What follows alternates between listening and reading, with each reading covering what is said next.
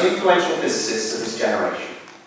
In the 1940s, he played a part in the development of the atomic bomb. In 1984, as a key member of the Rogers Commission, he investigated the Space Shuttle Challenger disaster and identified its cause. In 1965, he and two colleagues were awarded the Nobel Prize for their fundamental work in quantum electrodynamics with deep plowing consequences for the physics of elementary particles. He was also an incredibly likable character and made countless other advances in his field, the complexities of which I will never be able to understand. In June 1945, his wife and high school sweetheart, Arlene, passed away after succumbing to tuberculosis. She was 25 years old.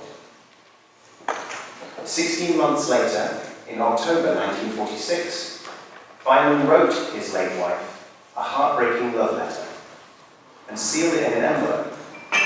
It remained unopened until after his death in 1988. This is that letter.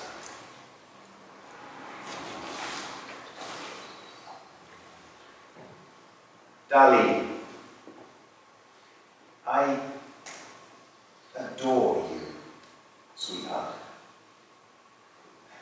I know how much you'd like to hear that, but I don't only write it because you like it. I write it because it makes me feel warm all over inside to write it to you. It's such a terribly long time since I last wrote to you. Almost 2 years. But I know you'll excuse me, because you understand how I am stubborn and realistic. And I thought there was no sense to writing. But now I know, my darling wife, that it is right to do what I have delayed doing, that I have done so much in the past. I want to tell you, I love you. I want to love you. I always will love you. I find it hard to understand in my mind what it means to love you after you are dead. But I still want to comfort and take care of you. And I want you to love me and care for me. I want to have little problems to discuss with you. I want to do little projects with you. I never thought until just now that we can do that. What should we do? We started to learn to make clothes together, or learn Chinese, or getting a movie projector. Can't I do something now? No. I am alone without you. And you were the ideal woman and the general instigator of all our wild adventures. When you were sick, you worried because you could not give me something that you wanted to and thought I needed. You needn't have worried.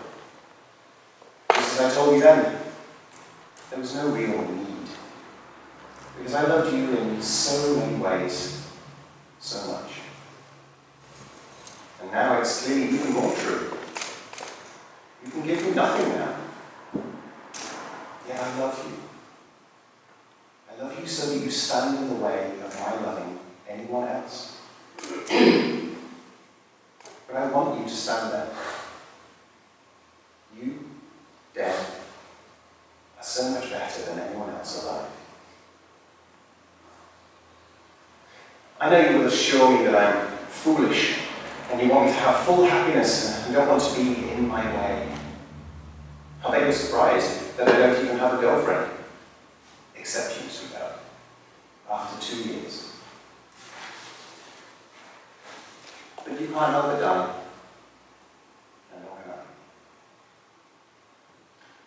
I. I don't understand it. For I have met many girls, and very nice ones. And I